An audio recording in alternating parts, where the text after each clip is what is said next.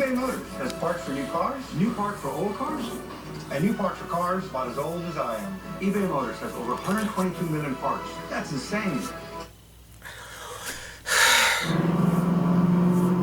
Hey guys, Chris Fix here. Today we're working on a new project. I don't know if you can tell where you are. Hopefully you can't, because if you can, that's not good. You're in the back of a cop car. This is actually a 2005 I know you're hungry. We can't go food in the house and eat.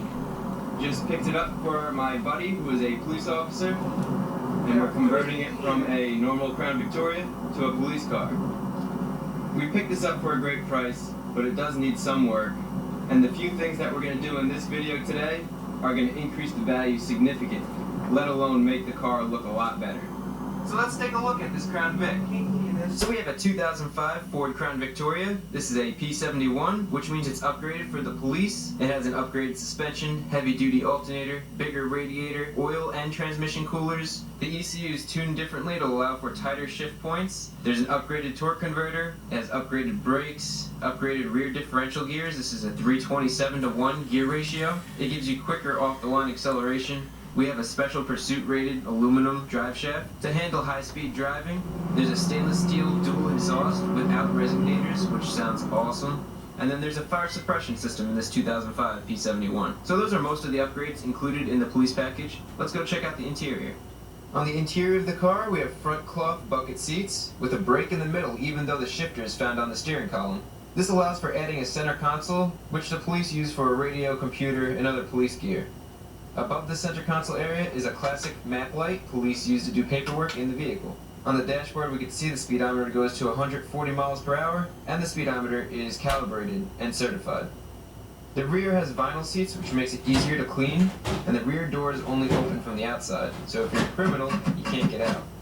Two neat features to note that this car has is the front driver's seat is a powered seat, which is a rare option. And there's also a tow hitch on this car, which is a useful option. Now this P71 was used as a detective's car, which is good because you don't want a patrol car.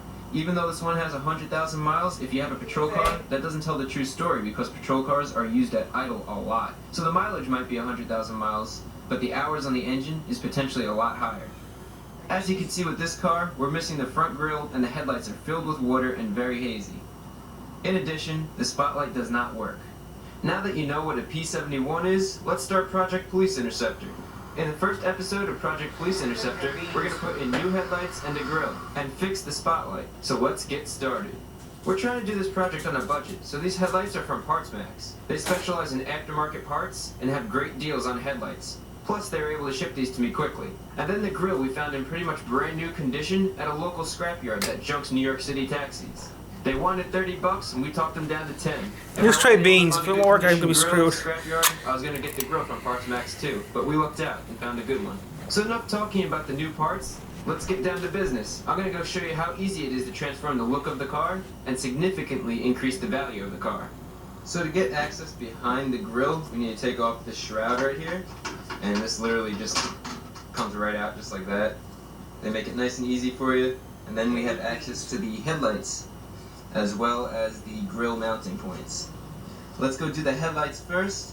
So to remove the headlight, we have two wiring harnesses back here that we need to remove. Just get your flathead screwdriver. And this brown one just has a little button right here that you press down and you pull this out. Now there's these two tabs right here.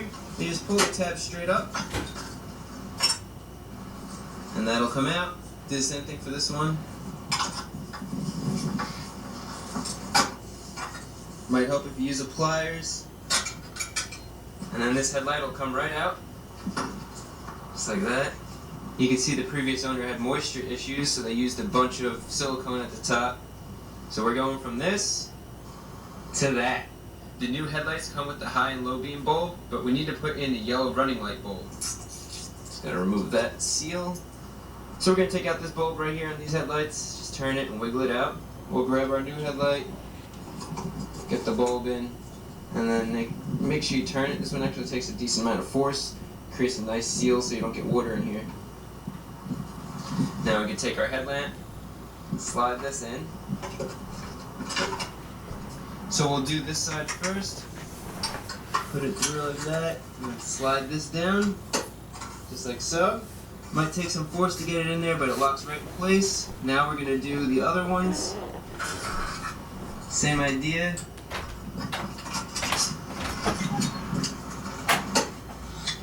Okay. Now we just have to plug this in and we're done. Goes in like that. That one clips in like that. We'll turn our headlights on. Here's the old one. And here's the new one. Beautiful. Now we'll do the other side real quick. So we got our old headlight. Put in our new headlight.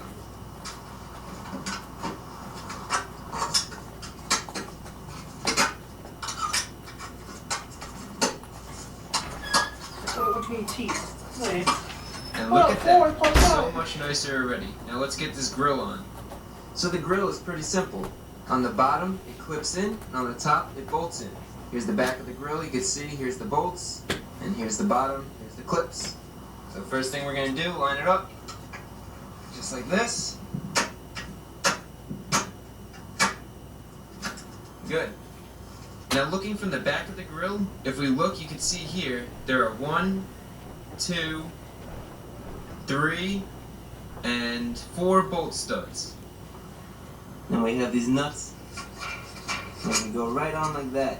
That's 1, that's 2, 3, and 4. These bolts are 11 millimeter. Just gonna go tighten them down.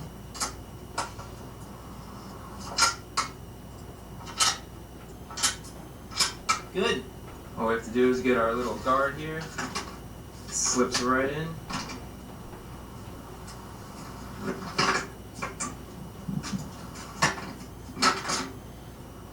And we are done. Check out the transformation.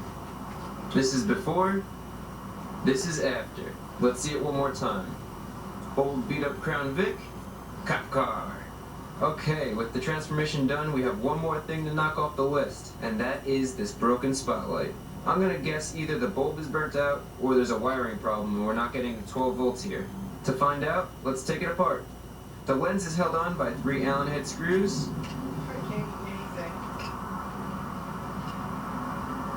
And it pops off just like that.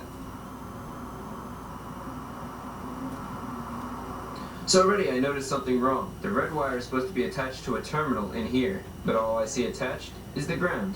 So I'm going to take the ground off and we'll get a better look. So here's our ground, and our red wire is supposed to attach right in here. You can see here's a plastic coating which prevents